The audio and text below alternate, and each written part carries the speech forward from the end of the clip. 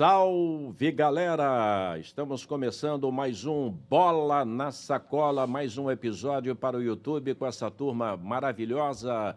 Sérgio Guimarães, Ricardo Mazella, Antônio Carlos Duarte. Eu queria saber, eu vou abrir o programa estilo, por exemplo, JB ou rádio AM antigo, daquele rádio mais antigo. JB seria, estamos começando Bola na Sacola. Ou então, estilo de rádio AM, né, com aquelas jornadas.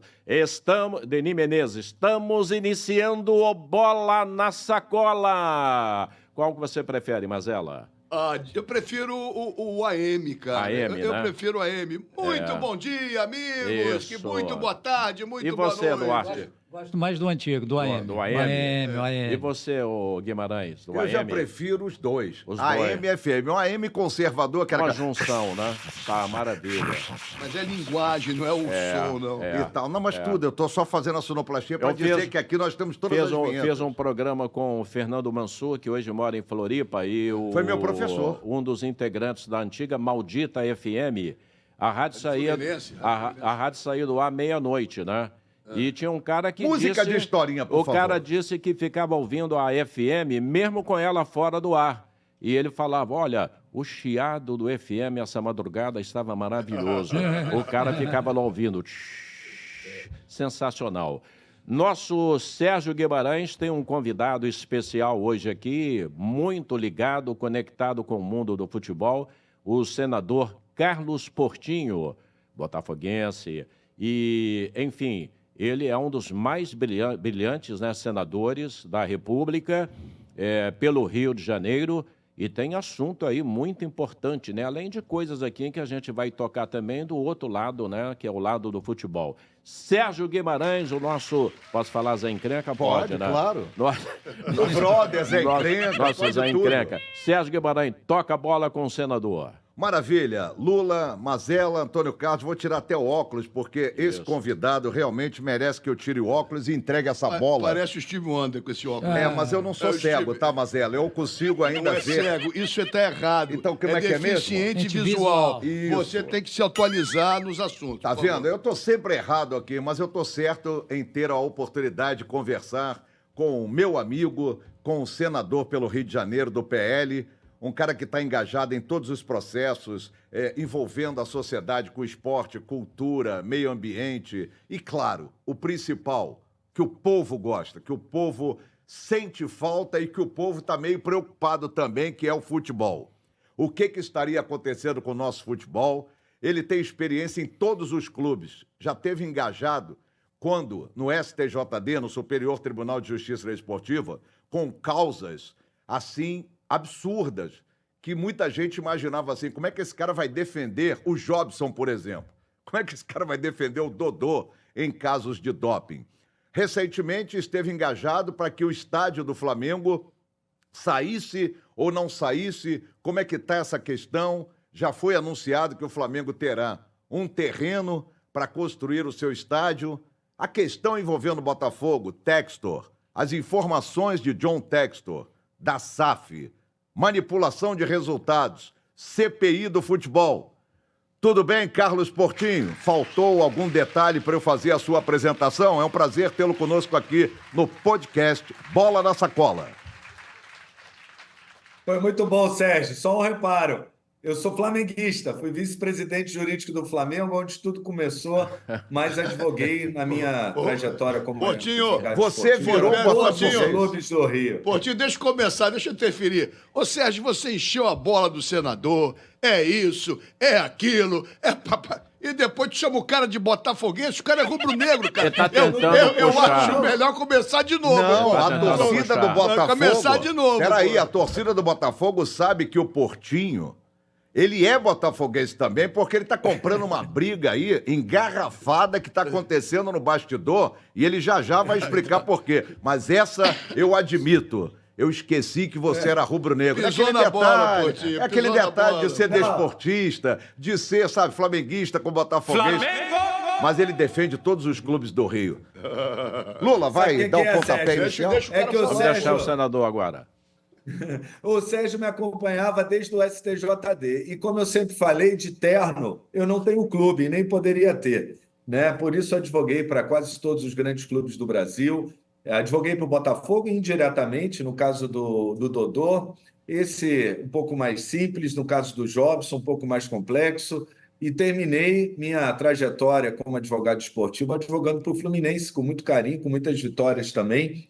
E logo depois assumi o Senado e separei o público do privado. Hoje eu não tenho história de advocacia, não sou sócio, exerço só a minha atividade pública, representando vocês aí, os eleitores do Rio de Janeiro, com muito carinho no Senado Federal, muito comprometimento. Mas, Sérgio, tá tudo certo, porque eu tenho um carinho enorme pelo Botafogo, sim, por todos os clubes. Eu gosto é de futebol, né? Eu quero o bem do futebol, aliás, como todos vocês.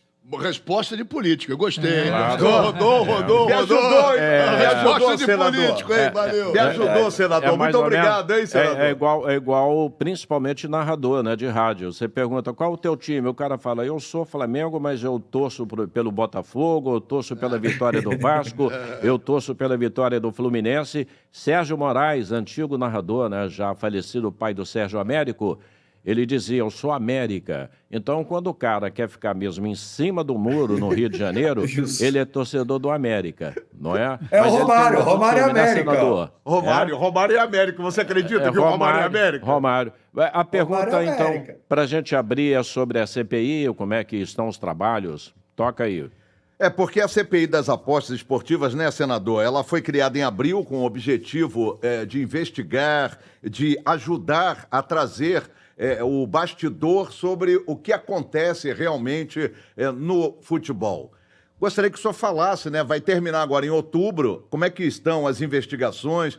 Quantos estão participando dessa CPI? E diretamente, qual é o seu papel no Senado para trazer para a gente, para trazer para cá, no podcast, o que está acontecendo em relação à CPI da manipulação de resultados nas apostas esportivas?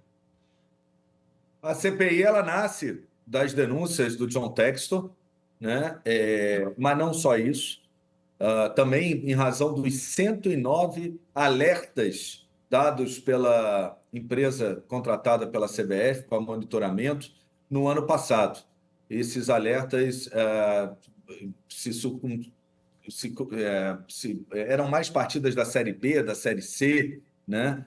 Graças a Deus, nenhum da Série A, mas as denúncias do Textor envolviam jogos da Série A. A gente começou ouvindo a Good Games numa audiência pública para entender um pouquinho essa questão de inteligência artificial, como é que são feitos esses monitoramentos, e a partir da audiência pública nós avançamos, abrindo a CPI, iniciativa do senador Romário, que recolheu as assinaturas, e o senador Romário ele me convenceu a colocar minha assinatura e ajudá-lo a conquistar outras, quando ele me perguntou, Portinho, eu sei que as empresas de aposta, na sua grande maioria, são vítimas também da manipulação, mas o que elas estão fazendo quando são dados alertas? O que elas estão contribuindo para evitar a manipulação? E realmente essa pergunta não teve resposta, ainda não temos resposta, estamos na CPI perseguindo também isso, e acabamos entrando na questão do VAR. O Sérgio bem lembrou, eu tive experiência no Tribunal Desportivo e participei de diversos casos de manipulação, mala branca, mala preta, e eu vou dizer a vocês, é a prova mais difícil de ser feita, porque a manipulação no futebol brasileiro e no mundo, ela sempre existiu, né? Por interesses políticos, para um clube subir, para um clube descer, um presidente da federação, muitas vezes, né, querendo ajudar os clubes da sua federação. A gente sabe que isso existe aí no imaginário popular e já era um ponto de atenção. Quando o Congresso Nacional, lamentavelmente, porque votei contra, aprovou a lei das apostas, e aqui eu faço um parêntese, o futebol, o esporte escolheu as apostas. Então, eu tenho que me render. Não adianta eu ser contra se o próprio esporte escolheu as apostas, o principal patrocinador. O que nos cabe agora, com a lei da aposta aprovada, embora o governo federal vai dar de lambuja para as casas de aposta 1 ano de lucro, né? Porque só no ano que vem é que ela vai começar a cobrar. Ou seja, vão ter que pagar 30 milhões de outorga. O lucro de uma casa de aposta grande é em torno de 500 milhões de reais por ano. Se o governo deu 1 ano para ela, se regulamentarem, né, aderirem à regulamentação, ele está ganhando 500 milhões, vai pagar 30, está pouco, né, para o estrago que está fazendo na nossa sociedade. Isso é uma opinião pessoal minha, e para o esporte.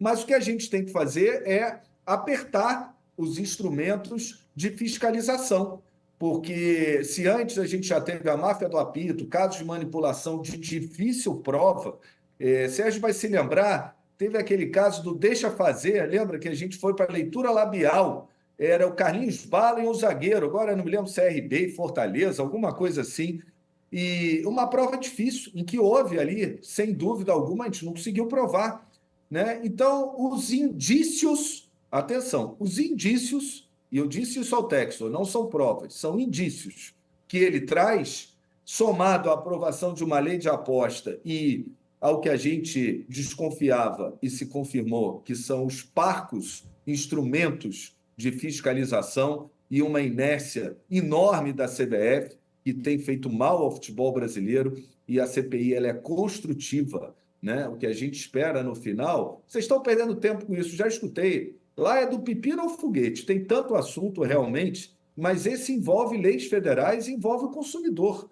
né? Envolve o nosso patrimônio, que é o futebol brasileiro, né? Do interesse de todo mundo. Então, a gente pretende, pode sair alguém preso de lá? Pode. A gente pode descobrir um grande esquema? Pode, eventualmente, né? A gente já trouxe aí o árbitro do Rio, que já foi afastado, né? E tem outras questões que a gente avança. Mas, se no final a gente conseguir construir instrumentos e apertar a CBF para que façam funcionar esses instrumentos, a gente está fazendo não só um bem para o esporte brasileiro, mas para o consumidor, para o torcedor, porque está demais. O VAR se transformou numa mesa de boteco. Aí eu não sei o que vocês pensam, gostaria de ouvir também. Vai lá, Lula. Mazella. Primeiro, esse negócio da linha, que não sei se foi contigo, Portinho, que o cara lá, o Seleme, falou que o VAR tem autonomia para colocar o frame, escolher o frame, foi isso? Foi isso. Ele disse que o VAR tem, e alguns até jornalistas que eu respeito falaram, mas isso é óbvio. Lógico que é o VAR, a cabine que escolhe os frames e manda para o árbitro do campo. E ficou muito claro. Uma coisa é você escolher os melhores, é o que diz aí os protocolos, mas isso não significa que você pode subtrair imagens que sejam relevantes para a decisão do árbitro. Uma outra questão... É o primeiro problema, quer dizer, a tecnologia tinha que ser parada no momento certo, não na hora do esse frame serve, esse frame não serve. Isso aí já coloca em dúvida, talvez, vou falar uma palavra forte, honestidade do cara do VAR, porque o VAR está interferindo, o VAR está atrapalhando, e em vez de solucionar, está colocando botando mais minhoca na cabeça do torcedor, em cima, Portinho, do que você está falando, da credibilidade do futebol brasileiro. Eu desde que eu comecei em rádio, na televisão, TV Tupi, o Portinho era um garoto de calças curtas ainda, tal. Cara, eu sempre falei, todo árbitro é ruim até prove o contrário. Só que daqui a pouco essa frase eu vou ter que alterar para honestidade, cara, porque cada vez mais temos dúvidas. Verdade, então, é verdade. É isso, Portinho. Antes tinham 3 que erravam, né? O árbitro e o bandeirinha. Esperava-se que com a tecnologia, né, fossem menos erros e menor interferência. É bom deixar claro isso, que foi o depoimento do Manuel Serapião, que é o pai do VAR no mundo. A ideia do VAR nasce no Brasil com o Manuel Serapião. E a lógica é a menor interferência com o melhor resultado. E o que a gente vê hoje é a maior interferência com o pior resultado. Porque o VAR passou a errar. Hoje são 5 errando. Antes eram 3, o árbitro de campo, os 2 bandeirinhas. Agora o cara da cabine do VAR com a TV, ele erra. E por que ele erra? Porque o Manuel Serapião deixou muito claro. O VAR ele só deve interferir no que é óbvio. O que falta no Brasil é estabelecer, como há um protocolo rígido na Inglaterra, o que é óbvio. E aí a gente vê recentemente o córner do Arrascaeta. O cara não consegue ver se ele dá 2 toques na bola, mas ele parte do princípio que sim. Esse é o típico lance que o VAR não deveria se intrometer. O árbitro ele vai continuar errando e acertando, né? Ele pode errar ou acertar, mas hoje o VAR está chamando ele para errar. E isso é uma grande interferência. Então, se não é óbvio, o VAR não tem que se meter. Na cabeça do torcedor, e é importante, a CPI também está trazendo luz nisso, o torcedor acha que todo lance tem que ser revisto. Né? E o problema é que hoje nem todo lance é revisto, porque na regra original do VAR não é todo lance que tem que ser revisto, é aquilo que é óbvio apenas, e aí o árbitro vai errar, como errava antes, ou acertar, mas vai respeitar a interpretação dele de campo, mas o torcedor passa a querer, naturalmente, porque virou uma bagunça o VAR, que todo lance seja revisto. Então tem que deixar o protocolo. Ou todo lance vai ser revisto, e aí é todo, não é o que a gente está vendo hoje, que tem lance que o VAR chama o árbitro e não é projetado esse lance para quem está assistindo, o VAR ou o árbitro toma a decisão e a gente não vê o lance, né? Ou o árbitro não é chamado e o torcedor acha que ele deveria. Está tudo errado. E Verdade. isso está gerando uma discussão de mesa de bar, porque o VAR virou um pitaqueiro. Né? Eu preferia quando só o árbitro de campo errava. A tecnologia ela vai ser usada. Se a bola passou da linha, a linha de impedimento, embora a gente está vendo na CPI que posicionamento da câmera, qualidade de resolução das imagens. Sim. A gente volta agora dia 6, amanhã na CPI, eu vou levar isso. Eu recebi os mapas de câmera. Né?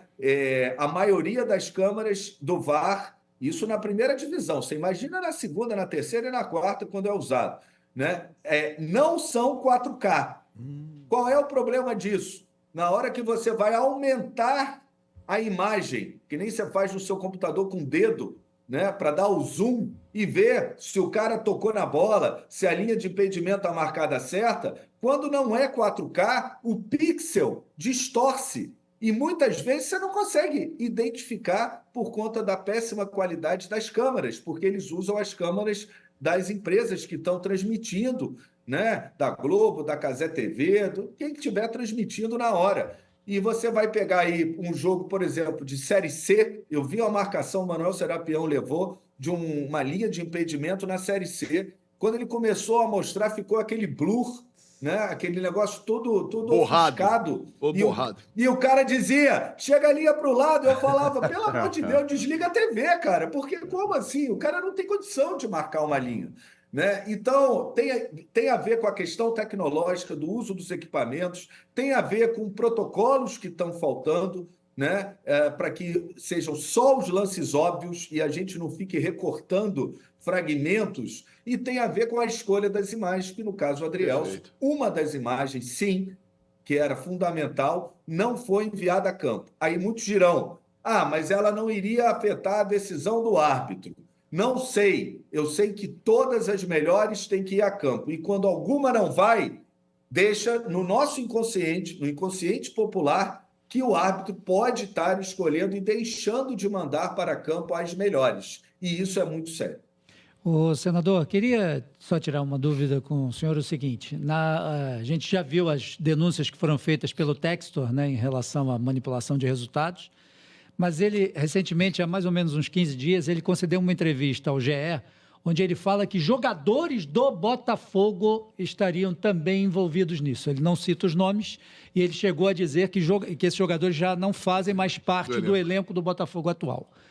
Isso daí foi falado também na CPI, já conversaram com ele sobre isso. É mais uma denúncia que vocês têm ali em mãos para, de repente, chamá-lo novamente para outro depoimento em relação a isso, para ele dizer quem são esses jogadores, quem são esses atletas, porque isso realmente ficou muito estranho da maneira... Eu acho que o torcedor do Botafogo, evidentemente, viu que o time teve uma queda de rendimento no ano passado, mas foi uma queda assim, tão absurda que realmente esse tipo de denúncia coloca um ponto de interrogação enorme. Será que realmente o Botafogo teve essa queda tão grande de rendimento? Ou será que jogadores realmente estavam envolvidos na história para que o Botafogo não conseguisse chegar ao título? Enfim, como é que está isso? Vocês vão analisar também essas declarações? Olha, tanto o CNM quanto o Textor devem ser reconvocados mais à frente. A gente está na fase de colheita de impressões através das testemunhas, tentando entender melhor como é o funcionamento, quais são os instrumentos de fiscalização. No próximo dia 6, agora, eu fiz antes do início do recesso, eu disse que a CBF mentiu para a CPI. E eu vou mostrar amanhã, na CPI, que a CBF, dia 6, que a CBF mentiu, não com relação às denúncias do Textor, com relação a um questionamento que foi feito, e ela respondeu em desacordo com as regras e os protocolos da FIFA. E isso é uma mentira, né? A resposta dela, porque não condiz com a verdade, e a CPI vai ter que se debruçar para agora avaliar o que ela vai fazer com isso. Ô, Portinho, não quero me precipitar. desculpe interrompê-lo, Portinho, mas você poderia dizer qual é a mentira, o que foi dito? Porque a gente está meio no ar, a gente não sabe o que...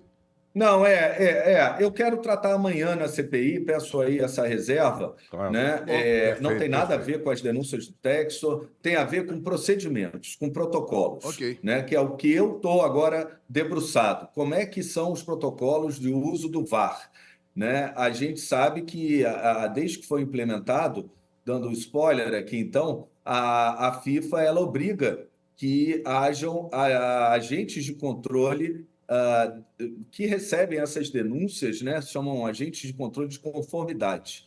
E sobre isso, a gente sabe que até 2022, inclusive foi chamado, era o Rômulo Reis, o agente de conformidade, ele recebia todas as denúncias, né, e a gente falou de 109 denúncias em 2023, mas a gente já sabe que nos últimos 5 anos tem muito mais denúncia de alerta de manipulação, ou seja, pode ter havido manipulação, é isso que diz a empresa, em alguns jogos, e esses procedimentos, né, que a gente sabe que é o Ministério Público, que tem o poder de polícia para investigar, o STJD, por mais que ele queira, ele tem muitas limitações. Se ele convidar alguém lá de testemunha, a pessoa pode não ir, ele não é um órgão do Poder Judiciário, ele é um departamento da CBF. Isso foi estabelecido, inclusive, internacionalmente no caso Dodô, né? O tribunal é independente nas suas decisões, mas ele é um órgão da CBF e ele tem, por isso, muitas limitações nessa investigação.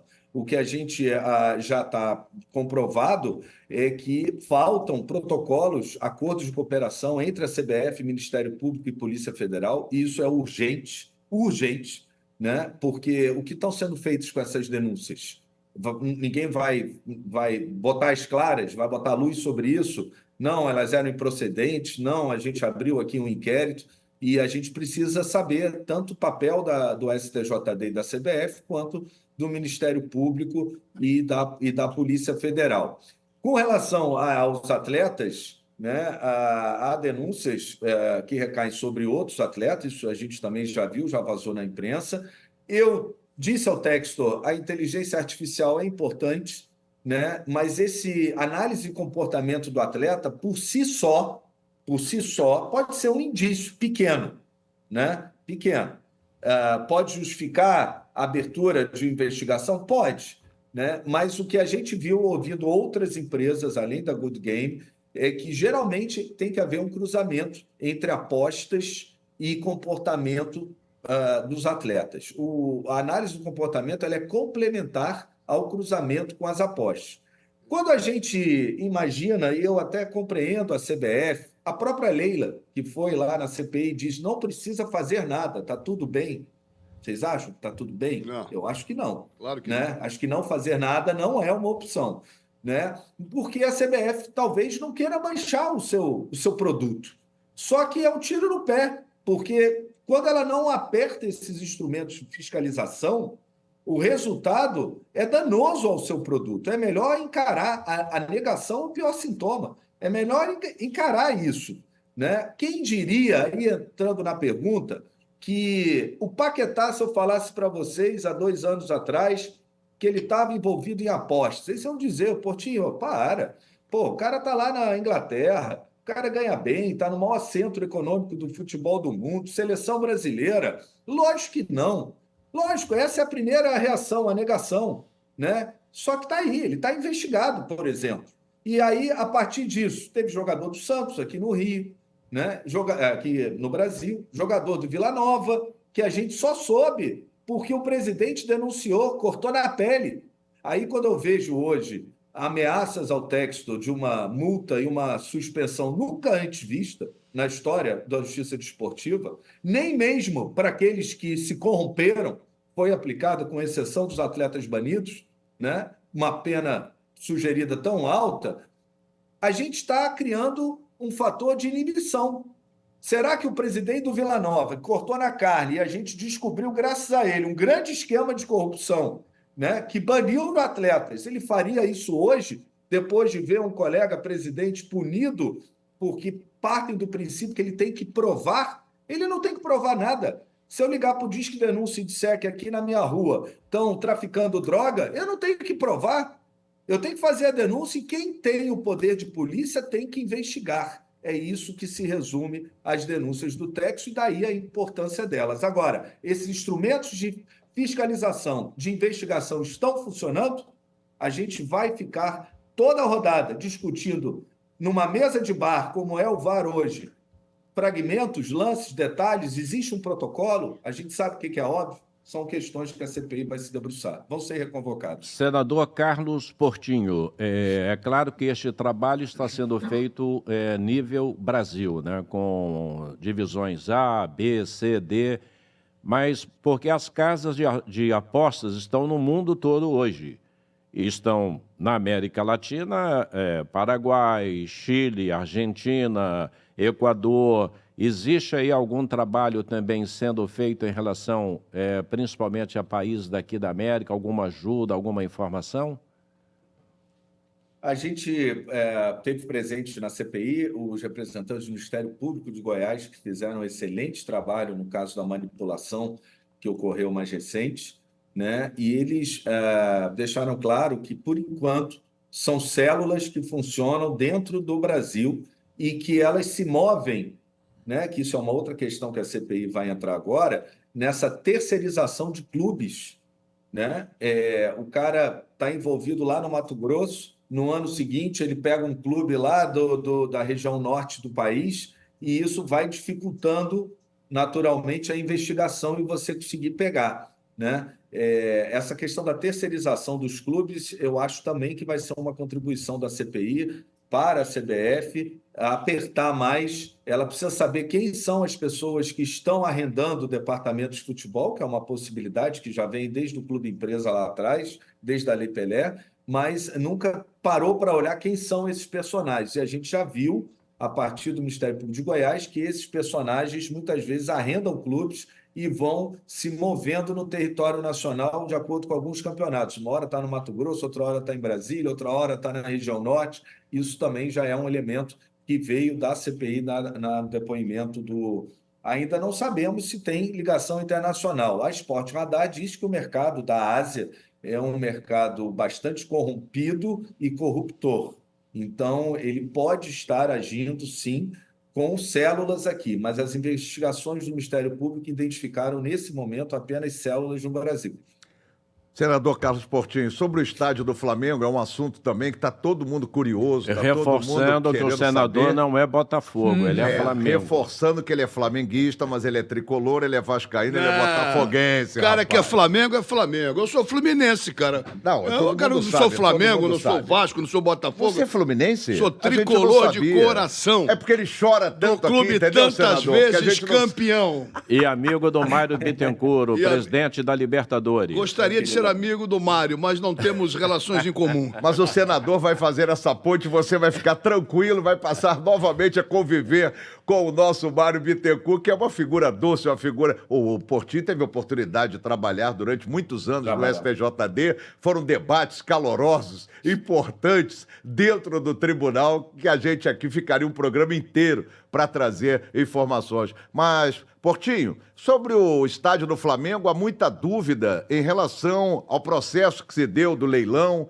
O certo é que a torcida do Flamengo está comemorando, já tem pesquisa para saber qual o nome que deve... Eu sugiro o apitão, como foi colocado lá na internet, vários torcedores de outros clubes, né, Portinho? Você chegou a ver isso, não? Você não é uma sugestão para botar. É o apitão. É o apitão, acho que é o nome... Pega muito bem com o time do Flamengo. Mas aí eu lhe perguntaria, como é que você teve a oportunidade de conviver com todo esse processo e o que você imagina que vai acontecer? Porque há um questionamento, né, da própria Caixa Econômica Federal de que não teria participado do leilão. Enfim, essa questão vista por você, senador. Bom, com o Flamengo não se brinca. Esse foi a minha advertência ao prefeito Eduardo Paes. Porque eu lamento muito que esse assunto tenha chegado agora no momento eleitoral. E eu espero, do fundo do coração, que isso não seja um factoide eleitoral. Porque com o Flamengo não se brinca. Aliás, com nenhum clube do nosso Rio de Janeiro, né? O Flamengo vai ter o seu estádio. O Flamengo ele fez um trabalho de gestão, mesmo não sendo SAF, né, muito eficiente, e o Flamengo tem recursos para comprar um terreno e para captar mais recursos para construir o seu estádio. A prefeitura sinalizou com o terreno do gasômetro, ele é suficiente em tamanho para a construção do estádio do Flamengo, né? Mas eu disse, vai ser contestado e vamos devagar aí com Andor, porque ali do outro lado tem o fundo do trabalhador, dinheiro do trabalhador, e a Caixa Econômica, que queria 200 e tantos milhões, é lógico que ela não vai se dar por satisfeita com 138 milhões. No edital, há a previsão que, se judicialmente o valor for mais elevado, no caso agora que o Flamengo venceu o edital, ele vai ter que pagar o valor que a justiça arbitrar, o que é um risco, né? Mas eu acredito que o Flamengo terá o seu estádio, sempre fui a favor do estádio do Flamengo. Infelizmente, aquela plataforma de corrupção que foi a Copa do Mundo e a Olimpíada, ela desconfigurou o maior estádio do mundo, que era o Maracanã. Perfeito. Fez muito mal ao futebol carioca e brasileiro. Hoje o Maracanã é um estádio como qualquer outro, né? Um estádio qualquer, como qualquer outro padrão FIFA, né? Não tem aquele calor da geral, do tamanho dele, da acústica como era, Perfeito. e ficou pequeno para a torcida do Flamengo, né? A torcida do Flamengo hoje ela demanda um estádio de 80 mil, qualquer jogo do Flamengo e caixa-prego vai dar 80 mil torcedores. A preocupação agora, já feito o leilão, além do valor, que essa conta ficará para o Flamengo, espero que fique nesse valor, né? A preocupação maior agora é com a mobilidade da cidade, e o projeto, o edital, obriga o Flamengo a apresentar as soluções de mobilidade. A gente sabe que o Maracanã, quando recebe jogos do Flamengo, não acontece isso em jogos do Fluminense, que eu também vou assistir, assim como do Botafogo, bastante. Mas você vai para secar ou para ver o jogo? Você vai para secar? Eu estou preocupado agora. Eu fiquei preocupado. Você vai para secar, hein? O último jogo. A última vitória do Botafogo, inclusive, foi quando eu estive no estádio. Então, Botafogo eu não estou preocupado. Eu estou preocupado com o Fluminense. Eu estou preocupado com o Fluminense. Botafogo você pode ir à vontade. Não, o Fluminense não. Continua indo no jogo do Botafogo, Portinho. Continua, Portinho. Nunca vi perder nem o Fluminense. Estava lá na Libertadores assistindo. Gosto de futebol. Mas o estádio do Flamengo tem a questão de mobilidade, né? O Maracanã ele fecha a Radial Oeste, por exemplo, em jogos do Flamengo. Não acontece com outros, é um fato.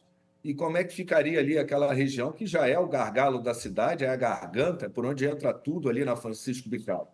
Essa preocupação não tem nada a ver com o Flamengo, é uma preocupação com a cidade. O Flamengo vai ter seu estádio, espero que o prefeito Eduardo Paes não esteja brincando com isso, né? Ele não vai concluir esse processo até as eleições. Torcedor, eleitor tem que tomar muito cuidado na hora do voto, pensar, não é porque o Flamengo teria um estádio por mérito próprio, vou deixar claro.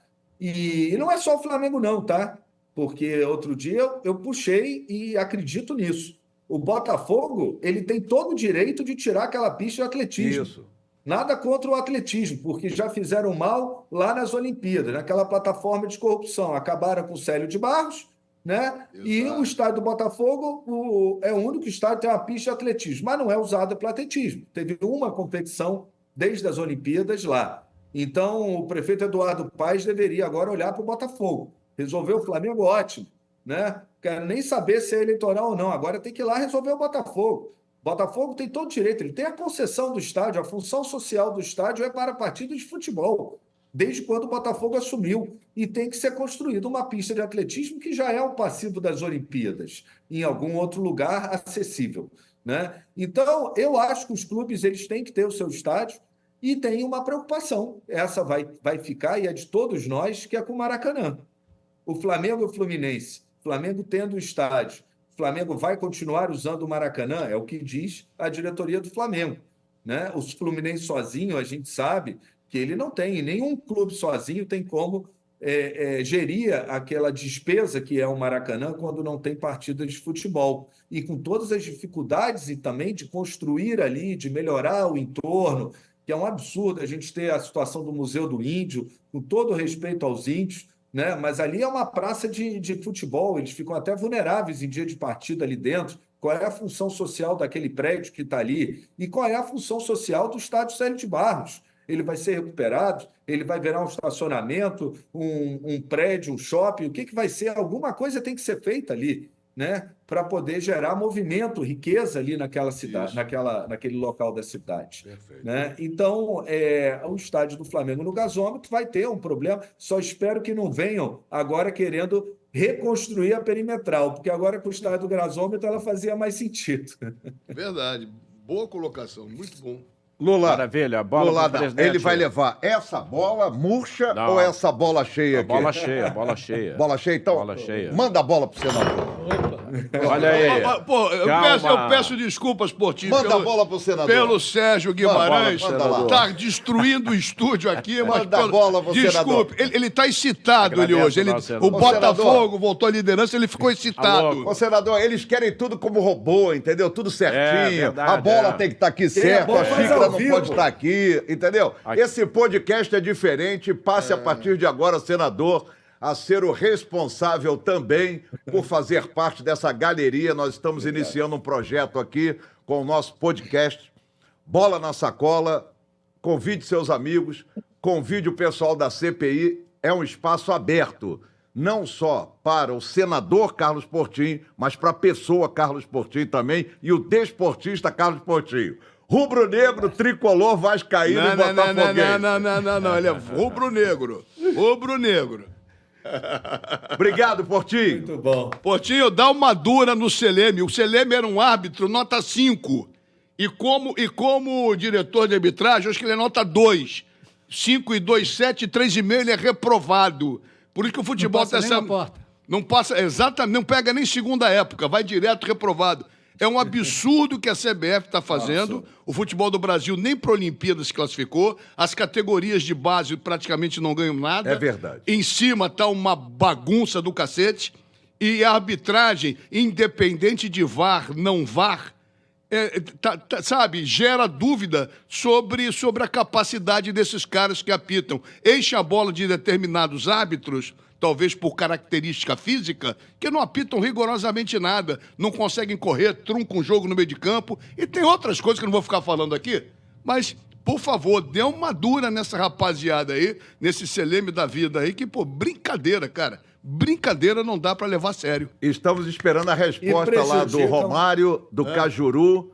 Estamos esperando a resposta de vocês. Muito obrigado por sua participação. Ele ia responder alguma coisa.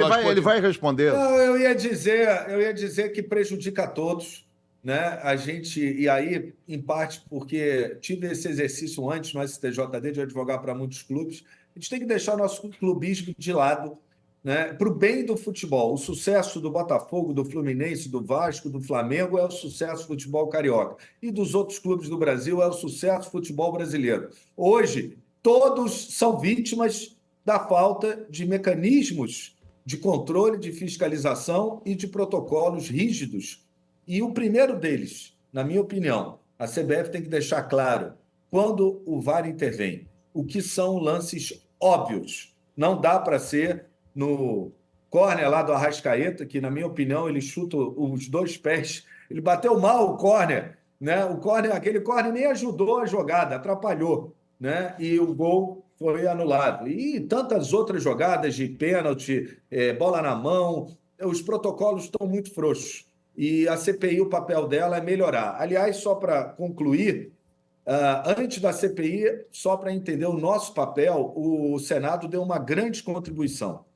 Por uma audiência pública a respeito de arbitragem, um projeto de lei do senador Nelsinho Trade, que eu até arquivei, que justamente visava regras rígidas para o VAR, e eu sei que essas normas devem vir de dentro do futebol, da FIFA, né? Se o Congresso se meter nisso, vai errar, né? Mas ali a gente trouxe a CBF e se hoje os lances que são revistos, o árbitro em campo fala o que ele marcou, já é resultado de uma audiência pública desse processo, nesse projeto, em que a gente recomendou, já estava sendo, é verdade, testado em outras competições e hoje foi adotado. Então, a gente tem lá, sim, no Congresso, muita contribuição, agora a mais, para dar para o futebol brasileiro, que é um produto nacional, interessa ao consumidor e está sujeito a leis federais, que é da nossa alçada.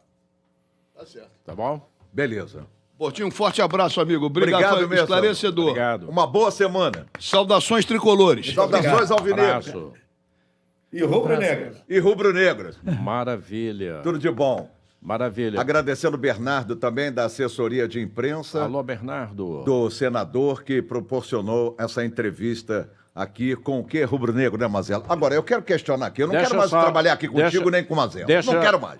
Quando o Mazela estiver aqui, eu não quero mais. Ele me contesta toda hora. Vamos colocar um recadinho toda do hora nosso ele me contesta, Lavini. Pelo amor de Deus. O Lavini, nosso baiano boa gente, que o Lavini, que é teu concorrente. Diga aí, Lavini. Alô, galera, aqui é Renato Lavini, apresentador do programa Grito Rubro-Negro há 37 anos no ar. Baixe o aplicativo gritorubronegro.com.br. Olha, aqui na Bahia eu estou fidelizado no Bola na Sacola. Opa. Se ligue e preste atenção, brother. Preste atenção, brother. Então é só pra mim, então, né? Só pra mim. Vou tirar o óculos pra você. Preste atenção, brother. Tá vendo, Mazela? Você foi muito gostam bem. de mim, Mazela. Você foi muito bem. Foi bem.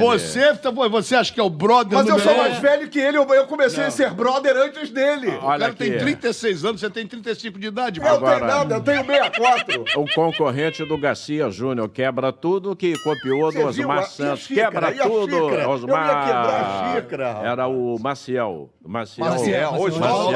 Quebra Música de tudo. historinha aí, ó. Agora, se tivesse quebrado a xícara, você ia pagar. A conta Não, ia essa ficar ia pra entrar você. por a conta do brinquinho. Ele tá excitado, eu tô sentindo ele excitado hoje. Ele tá excitado hoje. Tô sentindo ele excitado hoje. Eu tô preocupado, deixa eu aproveitar, porque, ó, hackearam a conta do meu amigo Antônio Carlos Duarte, então eu quero aproveitar aqui o Bola na Sacola e falar com o pessoal do Instagram. Devolva, por gentileza, a conta do Antônio Carlos Duarte. Hackearam a tua conta do Instagram? Sim. A minha foi hackeada 1 ano atrás. Até hoje não consegui. Não devolveram, Marcelo? Devolveram nada. Fizeram o Instagram também, nota 1 pro Instagram. A minha conta estava direitinho hoje, tudo de novo. Perdi a conta. Mas você tinha acesso a ela? Ainda? A hackeada? Não, perdi o acesso, perdi tudo. Eu perdi o acesso, alguém tá manipulando a minha conta. E pediram dinheiro em meu nome, cara. Por isso que eu gosto do Twitter, do nosso amigo lá, o Elon Musk. Do X Do agora. X. Negócio de Instagram, não dou muita bola, não. Facebook, de vez em quando. Facebook é outra mala também, os caras são chatos pra cacete. E o Twitter? Twitter você não... Twitter, eu tô tweetando, tô tomando porrada de tudo que é lado. Por isso porque eu tô bancando... Você tá bancando a contratação através de um dos seus componentes do seu canal? O Márcio Nogueira Márcio Nogueira. De 10 informações, acertou as 10. As pessoas torcem contra, mas fazer o quê? Mas qual foi a informação? Várias. Do Serna, do Bernal, da venda do André, assim... O André vai ou não vai? Eu quero ver agora. Vai ou não vai, Marcelo? Não vai, não! Vai não foi combinado isso, não. Mas é o meu castigo pra você, Marcelo. Na hora que eu peço favor pra ele não faz. Agora Obrigado, quer me sacanear. Quer me sacanear? Vai ter volta, bicho. Obrigado, hein? O André, Muito segundo obrigado. o Márcio Nogueira, informação, ele tá encerrando. bancando. Olha a hora! Não, só pra falar. Parabéns pra Segundo Rebeca, o hein? André, vai. Tá bom. Parabéns pra Rebeca, hein? Após o ouro no solo, Rebeca Andrade essa notícia é legal. vira a maior medalhista do Brasil na história das Olimpíadas. E ela é rubro-negra, Mazelo. Tudo bem, 6 medalhas, ninguém é perfeito. 6 medalhas. 20 mil 6 por medalhas. mês, 20 Duas mil em mês. Tóquio e 4 Gabigol em deve Paris. ser 1,5 milhão. É uma diferença astronômica, né? Parabéns, Mas parabéns é um aos esporte... parabéns aos atletas brasileiros atletas. que, poxa, às vezes Finaliza não aí, conseguem ô medalhas. Mazela. Encerra aí o você- Bola na Sacola. Tá na Parabéns aos atletas brasileiros, até aqueles que não se classificaram, não conseguiram medalha, porque esse atleta no Brasil é complicadíssimo. E a Rebeca, esse é Ed Musaris, vai pagar dinheiro a família dele. Você Já está no tempo de acréscimo, hein? Tchau, até semana que vem. Eu não venho mais enquanto o Mazela estiver aqui, hein? Entendeu? Ele encheu a bola do cara e Não errou venho no mais. final. Acabou. Ele Tira o errou, óculos ele aí. errou, Acabou. ele errou. Tirei o óculos. Ele errou, Faz o coraçãozinho aí, ó. Faz o Aqui, coração. Mazela, eu te amo, Mazela. Tchau, bye, bye.